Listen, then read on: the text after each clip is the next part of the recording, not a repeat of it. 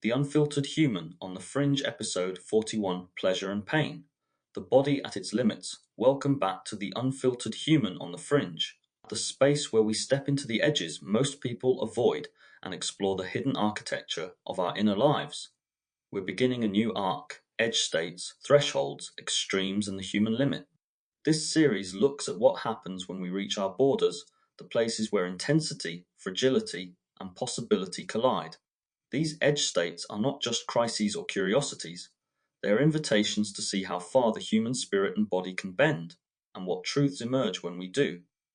Today's episode is where every journey into extremes begins, with the body. Desire, suffering, ecstasy, and endurance don't just shape what we feel, they shape who we become. Pain warns or awakens, pleasure soothes or ensnares, and endurance can either carve resilience or leave scars. Through personal reflection, psychological insight, and practices to ground awareness, we'll explore how the body's edges are not barriers but doorways. Because before we meet the thresholds of the mind or the soul, we first confront the thresholds of flesh. And every threshold asks the same question: will you resist it, collapse beneath it, or learn to walk through it? So let's begin. The language of pain. Every human being comes to know pain early. It might be the scraped knee of childhood, the sting of rejection in adolescence, or the deep exhaustion of adulthood when life feels heavier than we can carry. Pain has always been there. Yet despite its universality, we are rarely taught how to understand it. Instead, we inherit the language of resistance. Toughen up, push through, numb it, hide it, don't complain. For most of us, pain gets coded as failure. If it's physical, it means our body isn't strong enough. If it's emotional, it means our mind isn't resilient enough.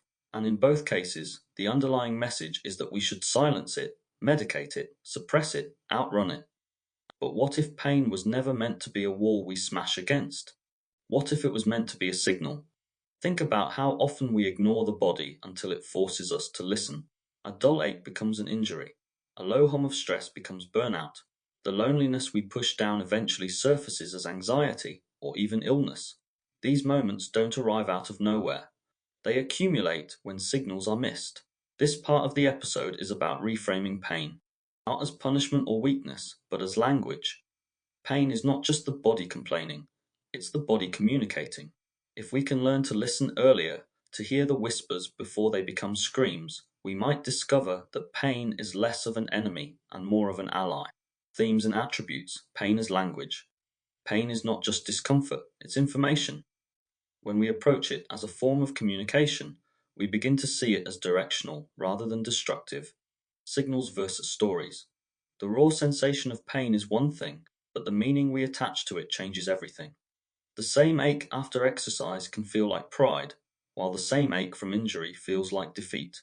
The difference lies in the story, not the sensation. Physical and emotional parallels. Physical pain and emotional pain operate in similar ways. Heartbreak and grief, for instance, light up many of the same brain pathways as physical injury. Both act as thresholds, signals that we have reached a limit or need to adapt. Ignored pain escalates. Pain doesn't vanish when ignored, it escalates. The small whisper of discomfort becomes a scream. This is as true for stress and suppressed feelings as it is for physical strain. Listening versus fighting. Endurance is often framed as pushing through, but true resilience lies in discernment. Knowing when to adapt, rest, or redirect is what allows growth without breakdown. Listening builds strength. Fighting blindly builds scars. The body speaks. What if pain isn't punishment, but the body speaking? Most of us are trained to see pain as an enemy, something to be fought, suppressed, medicated, or ignored until it goes away. We treat it as a stop sign, the end of movement, the end of growth, sometimes even the end of possibility. But pain isn't always a wall. More often, it's a messenger. The sting in your knee, the ache in your back, the tightness in your chest. These aren't just failures, they're signals. And the real question is whether we listen. Personal reflection. When I decided to run the London Marathon for my 30th year, I was chasing something bigger than distance. In my 20s, I'd been lazy, carrying weight I didn't need, living in cycles of distraction and uncontrolled emotion. Running gave me a new focus. It demanded discipline in a way nothing else in my life had. I didn't just sign up for the marathon. I took on the whole build-up, a half marathon, a couple of 10 Burmese kiats, and a 10-miler. Each event became a marker that I was moving forward. For the first time in years I felt capable. My body was leaner, sharper, and my mind felt clearer too. But then came the injuries. Shin splints at first, then a knee that refused to cooperate. The more I pushed, the worse it got. What felt like progress quickly became pain I couldn't outrun. Eventually I had to stop. It felt like failure, all that effort, all that momentum, undone by one joint. Looking back now, I see it differently. The pain wasn't weakness. It was my body speaking as clearly as it could. Not like this, not this way. The injury wasn't a betrayal, it was instruction. And the real failure wasn't that my knee gave out. It was that I ignored the signals until I had no choice but to stop.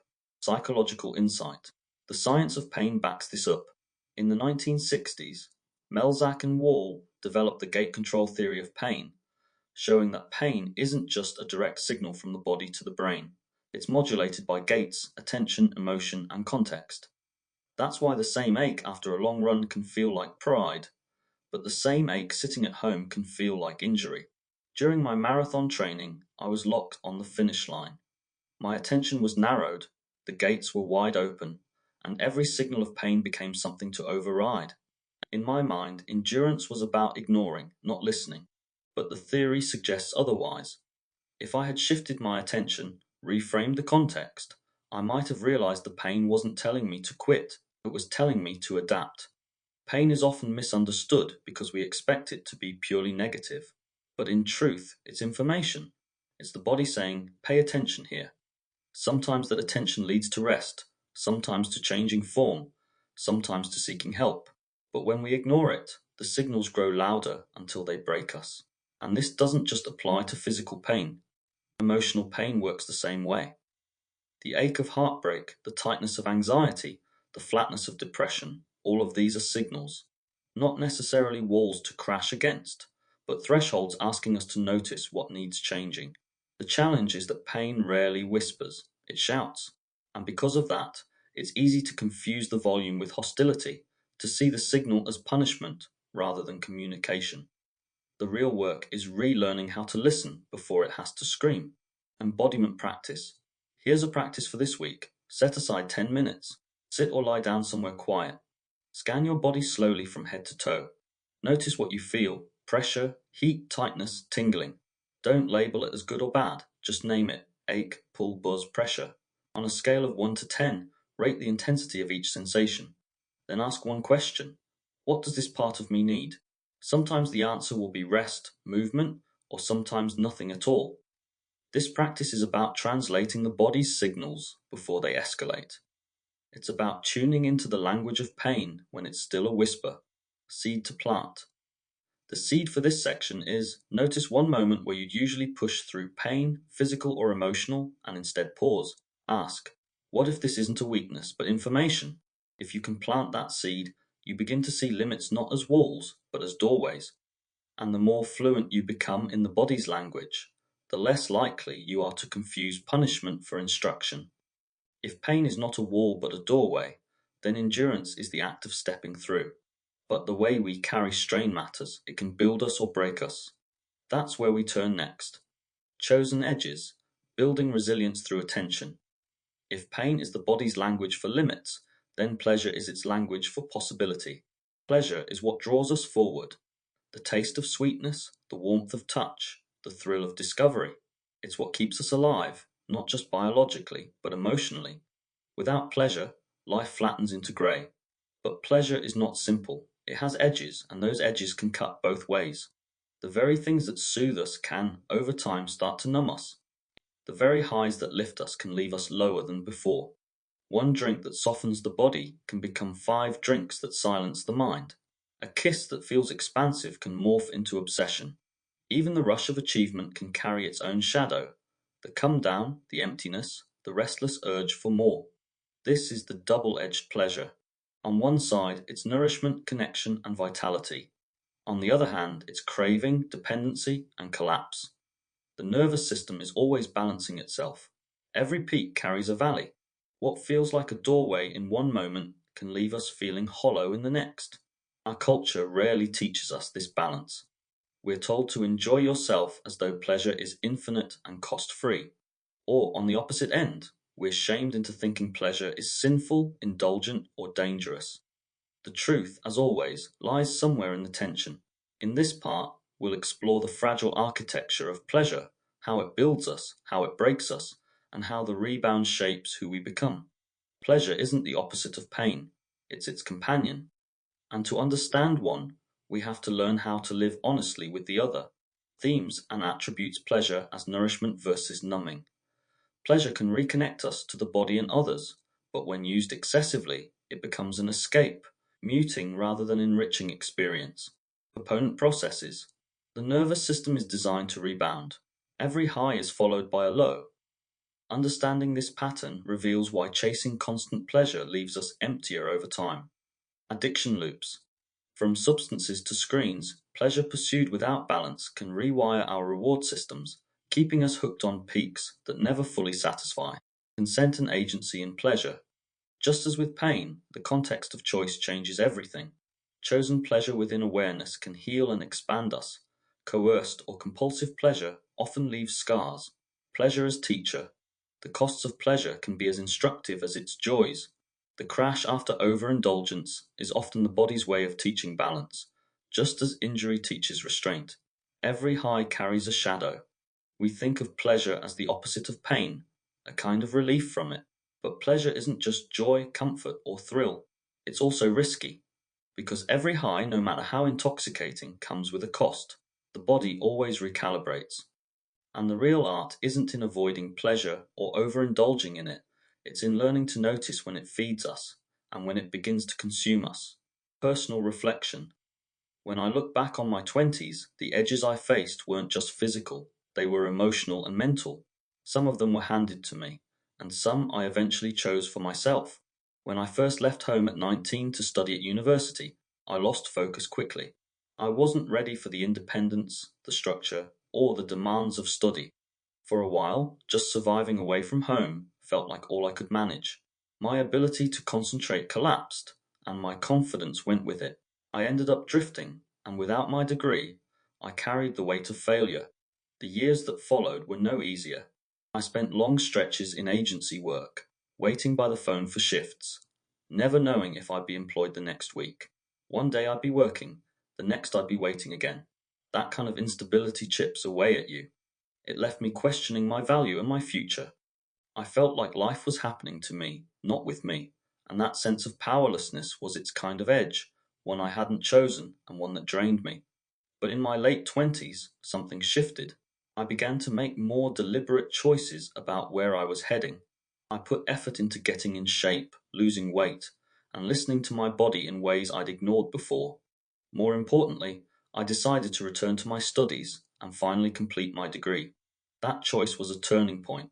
The long hours, the discipline, the focus it required, those were edges I chose, and they felt entirely different from the instability I'd known earlier. It wasn't easy. The work was demanding, and the shadow of my earlier failure still lingered, but there was pride in it too. Each paper written, each exam passed, was proof that I could focus, endure, and finish what I started. That sense of progress, of reclaiming my education, became a source of strength.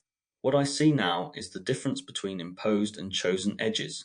Agency jobs and drifting study years eroded me because I had no say in them, but choosing to take on my degree and to reshape my health gave me a sense of agency that rebuilt my self-esteem. The body and mind still strained under the load, but this time the strain had meaning.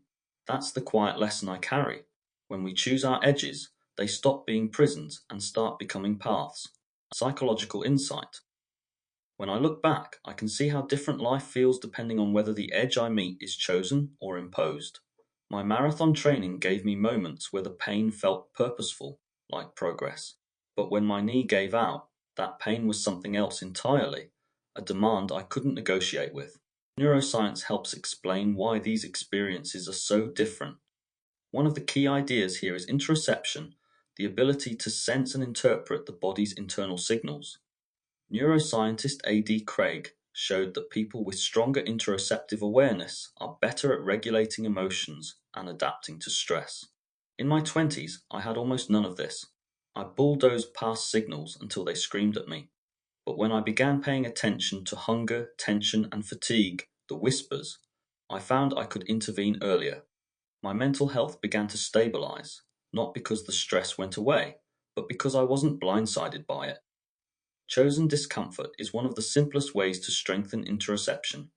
Small, deliberate practices, holding a stretch, breathing through the urge to quit, finishing a walk with one extra hill, train us to stay with sensations we'd normally avoid. The goal isn't endurance for its own sake.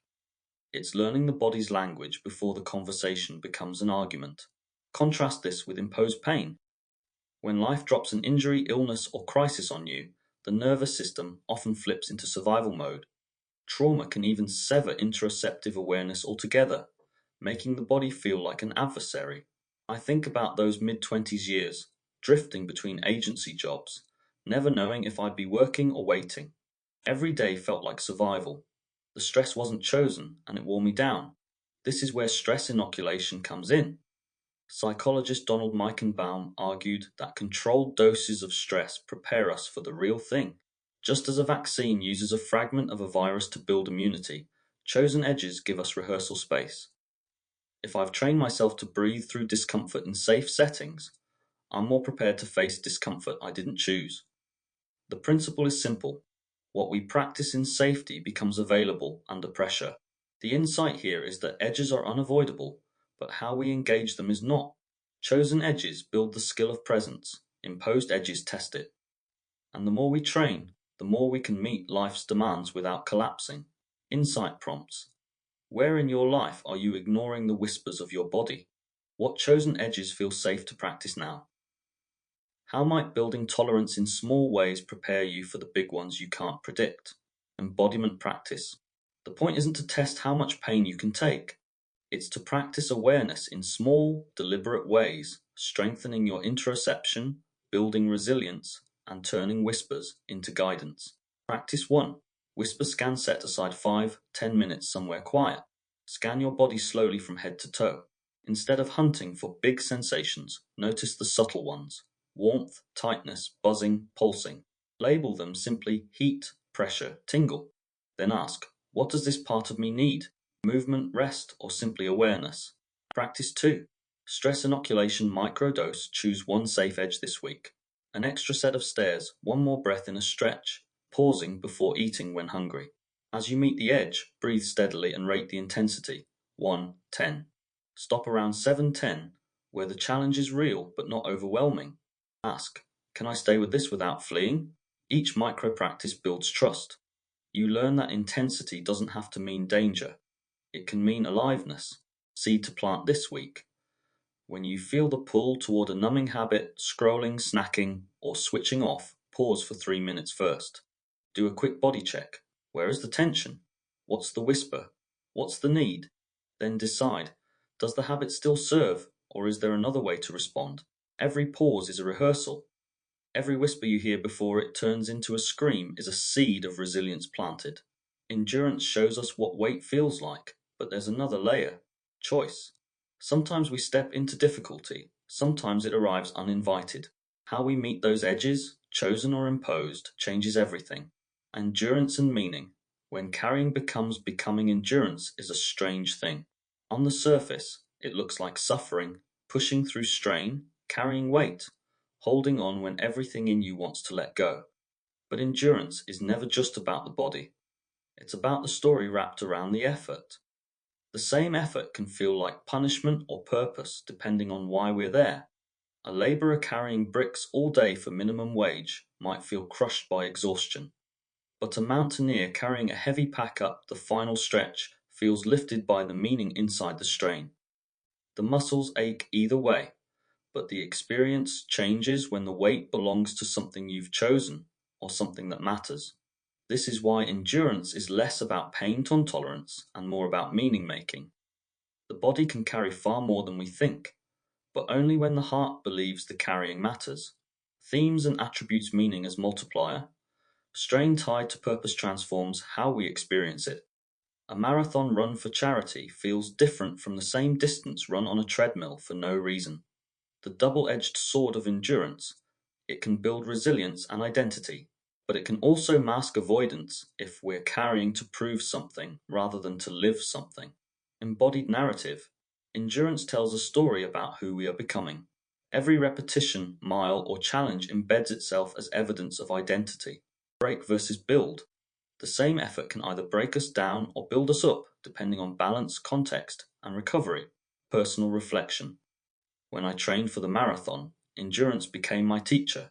It wasn't just about fitness, it was about proving to myself that I could commit, stay consistent, and reach a goal that once felt impossible. Each half marathon, each 10K, each long run wasn't just distance on the road, it was a piece of self belief laid down, step after step. But when my knee gave out, I had to face the other side of endurance. I tied so much of my identity to being able to push further that when I couldn't, I felt lost. Endurance had built me up, but it also left me blind to balance. I saw stopping as failure instead of wisdom. It reminded me of my 20s when I drifted between agency jobs, feeling like my life had no direction. Back then, every day felt like endurance, but not the kind that builds you. It was survival endurance, waiting for a call, hoping for shifts, living in limbo. That kind of carrying didn't strengthen me, it hollowed me out. The difference was meaning. When I endured for a purpose, even the pain felt like progress. When I endured without purpose, the same effort became a weight that dragged me down. That lesson has followed me into everything since. Endurance without meaning is just survival. But endurance with meaning can become transformation. Psychological insight psychologists have long noted the role of meaning making in endurance. Viktor Frankl, in Man's Search for Meaning, observed that people could survive unimaginable suffering in concentration camps if they found meaning in it, but without meaning, even minor hardships became unbearable. Modern research echoes this. The concept of self-determination theory, Deci and Ryan, suggests that endurance is sustainable when tied to intrinsic motivation, purpose, growth, and alignment with values. When endurance is driven purely by external pressure, fear, shame, status, it burns us out faster. Neuroscience also highlights the role of dopamine in effort. Dopamine isn't just about pleasure, it's about anticipation of reward. Endurance feels lighter when the brain perceives a meaningful why ahead. Without it, the same effort can feel crushing. Endurance also shapes identity through what psychologists call effort justification. When we've invested deeply in something, we're more likely to value it because the struggle has become part of our story. My marathon training wasn't just a fitness plan, it became evidence that I was capable of commitment. But there's a trap here too: toxic endurance. When we push through purely to prove ourselves, or because we don't know how to stop, endurance stops being transformational and becomes self erasure. My knee injury was a painful reminder that resilience without rest is just another form of collapse. The insight here is this: endurance isn't simply surviving strain, it's about what the strain means.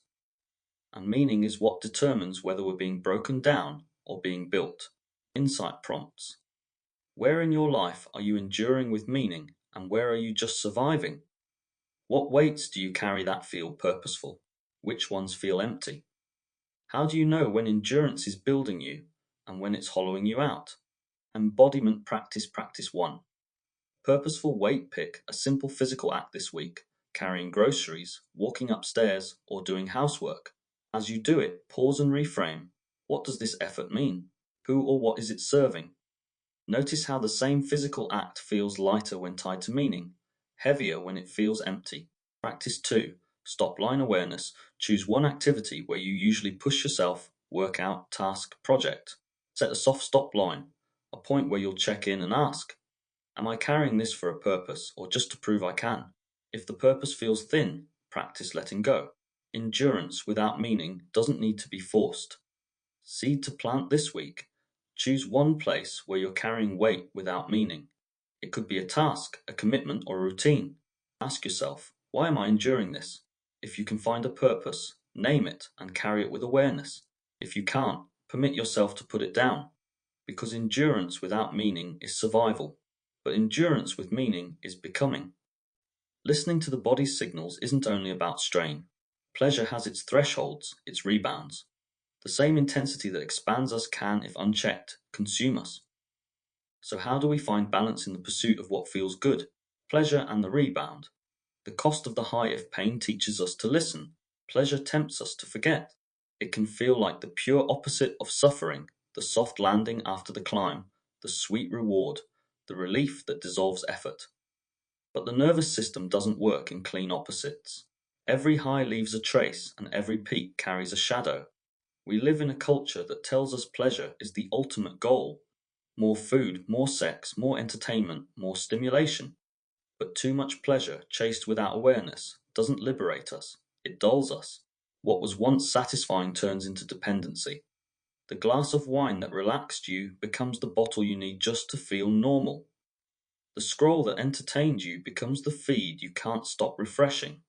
The intimacy that lit you up becomes the obsession that burns you out. Pleasure isn't the problem. The problem is forgetting the rebound. The nervous system is designed to balance. For every rush of dopamine, there's a correction. The joy of the high is always followed by a return to baseline, sometimes lower. When we forget this, we keep chasing the peak, blind to the valley waiting on the other side. Themes and attributes, the rebound effect. Every peak of pleasure carries a physiological and psychological crash. Recognizing this prevents dependency. Pleasure versus numbing. True pleasure enlivens. Numbing masquerades as pleasure but leaves emptiness. Cycles of craving, overindulgence creates diminishing returns, forcing us to chase more for less. Awareness as antidote. Bringing consciousness to our enjoyment allows pleasure to remain pleasure, not escape. Personal reflection. In my 20s, I used pleasure as a distraction. Food, nights out, and later, some recreational drugs. It wasn't about savoring, it was about forgetting. For a while it worked. The highs felt like freedom, a break from the weight I carried. But the rebound always came. The fog the next morning, the emptiness creeping in after the buzz wore off, the flatness that made the highs feel like they never really lasted. I noticed it in smaller ways too. The comfort eating left me sluggish instead of satisfied. The long hours of scrolling left me restless instead of relaxed. It was like I was borrowing energy from tomorrow and spending it today, and the debt always came due. What changed things for me was learning to listen instead of chasing. When I began focusing on getting in shape in my late 20s, I found pleasure in different places. A long walk that cleared my head, cooking something healthy that left me energized instead of heavy, the satisfaction of finishing an assignment for my degree. The high was still there, but the rebound wasn't as sharp. The difference wasn't the absence of pleasure, it was the presence of awareness, psychological insight. The science of pleasure shows why rebounds are inevitable. The opponent process theory, Solomon and Corbett, explains that every emotional high triggers an opposite reaction. The nervous system restores balance by pulling us back down. The more often we trigger the high, the more the low asserts itself. This is why addiction feels like chasing something that keeps slipping further away. Neurobiology deepens this picture. Dopamine is often misunderstood as the pleasure chemical. In reality, it drives anticipation and craving more than satisfaction. The release comes not when we have the reward, but when we expect it. That's why the first bite tastes amazing and the 10th feels dull. The system is wired for pursuit, not endless arrival. There's also the hedonic treadmill, the tendency to return to a baseline of happiness no matter how much pleasure we experience. Lottery winners often return to their previous levels of well-being after a short burst of euphoria. The same is true of smaller pleasures. Without awareness, we adapt quickly, and what once thrilled us becomes ordinary, forcing us to seek more extreme versions to feel the same rush. But there's another way. Mindful pleasure changes the game. Studies on mindfulness-based interventions show that when people bring full attention to the act of eating, moving, or connecting, the satisfaction deepens while the craving cycle lessens. Pleasure becomes sustainable because it's savored, not chased. The lesson here is simple but vital. Pleasure is not the enemy. The rebound is not a flaw. Both are built into the system. But when we acknowledge the cycle, when we stop pretending we can have the high without the low, pleasure returns to what it's meant to be. Not escape, but enrichment. Insight prompts. Which pleasures in your life leave you energized and which leave you empty? Do you recognize the point where pleasure tips into numbing? What does that feel like in your body? How could you practice mindful pleasure this week? Savoring without chasing. Embodiment practice 1. Mindful indulgence. Choose one small pleasure you enjoy, a meal, a piece of music, a conversation. Slow it down. Notice the textures, flavors, sounds, feelings. Stay with the experience fully. Afterwards, reflect. Did the awareness change the rebound? Did it feel fuller, steadier? Practice 2. The rebound journal. For 1 week, track your pleasures. Write down what you did, how it felt in the moment, and how you felt 2 hours later. Look for patterns. Which ones lift you beyond the moment, and which ones leave you flatter than before? Use this map to refine, keeping the pleasures that enrich and loosening your grip on those that drain. Seed to plant this week. Take one small pleasure you often overuse, food, scrolling, alcohol, or something else, and experiment with stopping at enough. Pause before the point where it tips into numbing. Notice how it feels to leave space instead of chasing the extra high. Notice too what the rebound feels like when you don't push it. The seed is this: true pleasure doesn't require escape, it asks for presence. When you learn to stay, pleasure no longer tricks you into emptiness, it roots you deeper into life. The lesson of the edge pain and pleasure are not enemies, they are mirrors. Each one reflects the edges of who we are, showing us both our breaking points and our possibilities. The body teaches us that intensity is not just to be endured or escaped, but understood. A burn, an ache, a rush, a release, all of them are thresholds that ask, will you meet me with fear or with attention? At the edges of sensation, we don't just discover limits, we discover meaning. We discover that suffering and joy, strain and ecstasy, are not walls but doorways into deeper presence. You've been listening to the Unfiltered Human on the Fringe. Until next time, stay human, stay awake, and remember, every edge is both a test and a teacher. James Miller. If you found value in today's episode, you may also be interested in my broader project, the Inversiverse, a series exploring the hidden architecture of perception, identity, control, and consciousness. Across 20 episodes, the Inversiverse dissects indoctrination, language, media manipulation, dark psychology, belief systems, and the evolution of self in the digital age. You can find all episodes of the Inversiverse on Facebook, YouTube, Rumble, and Substack by searching this place called Earth. These ideas aren't shared to convince you, but to invite you to think, feel, and perceive more consciously in a world designed to keep you distracted. Overview of the Inversiverse, a journey through the mirrors of mind, culture, and control. Episodes 1 to 3 introduce foundational ideas around indoctrination, perception, and manipulation. Episode 4 explores how language, symbols, and cultural norms are used to shape thought. Episode 5 investigates control systems, media narratives, and the illusion of choice. Episodes 6 to 7 dives into collective belief structures and the psychology of mass behaviour. Episode 8 focuses on marketing, control theory, game theory, and critical thinking. Episode 9 covers love, relationships, human mating, gender dynamics, and red-blue pill ideologies. Episode 10 unpacks dark psychology, the occult, Satanism, and the dark triad personality types. Episode 11 The Simulated Self examines identity, ego, and the rise of post-human consciousness. Episode 12 The Spell of the Mind inquires into language, illusion, and physiology of thought. Episode 13 Conscious Seduction, Journeys Through Persuasion, Propaganda, and the Unseen Forces of the Mind. Episode 14 The Myth of Sanity sheds light on madness, genius, and the edge of perception. Episode 15 The Algorithmic Mind probes influence, identity, and invisible architects. Episode 16 The Noise of Knowing reveals overload, obsession, and the age of infinite information. Episode 17 Belief Machines delves further into language, desire, and the engine of reality. Episode 18 Submerged Signals examines how the unseen shapes the self. Episode 19 The Alchemy Within Traces, Food, Frequency, and the Forgotten Intelligence of the Body. Episode 20 Encoded Flesh scrutinizes and opens up to the forgotten language of the body, DNA, and biological consciousness.